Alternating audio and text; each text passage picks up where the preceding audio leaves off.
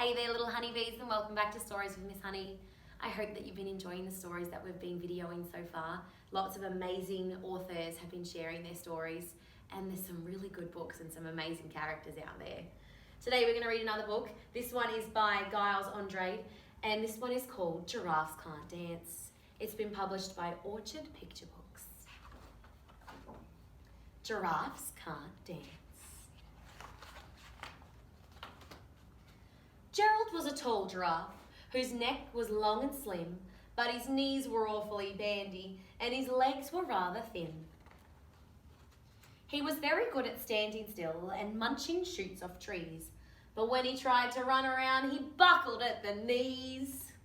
Oh, poor Gerald, his legs are so long. Now, every year in Africa, they hold the jungle dance, where every single animal turns up to skip and prance. Jungle dance.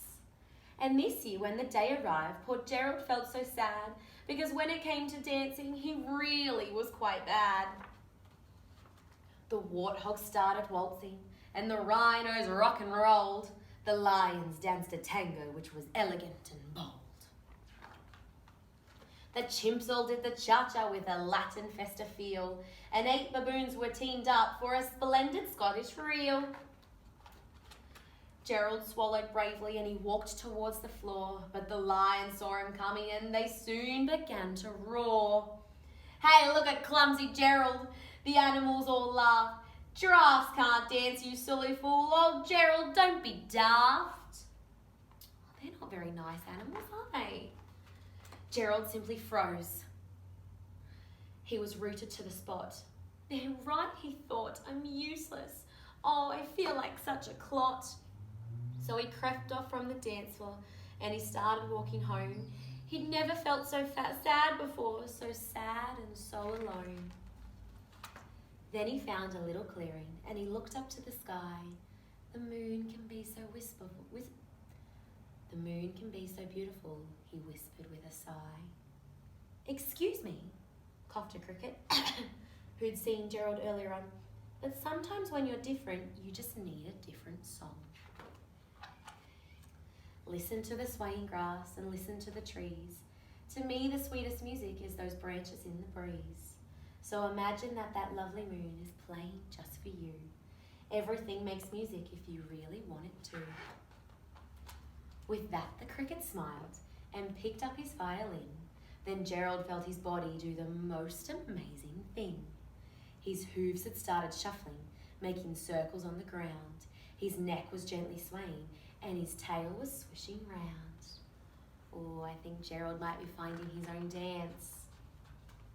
He threw his arms out sideways and he swung them everywhere and he did a backward somersault and leapt up in the air. Oh, I think Gerald looks a little bit happier now. Gerald felt so wonderful, his mouth was open wide. I'm dancing, yes, I'm dancing. I'm dancing, Gerald cried. Then one by one each animal who'd been there at the dance arrived while Gerald boogied on and watched him quite entranced. They shouted, it's a miracle! He must be in a dream. Gerald's the best dancer that we have ever seen. How is it you can dance like that? Please, Gerald, tell us how. But Gerald simply twirled around and finished with a bow. Oh, look at Gerald. He looks so happy. Then he raised his head and looked up to the moon and the stars above. We all can dance, he said. We find the music that we love. Oh, what a beautiful story. I'm a bit like Gerald at the start. I really can't dance, but if you give me a good tune, I'm sure I can whip out a good boogie. I wonder if you've been spending any of the time that you've been at home dancing.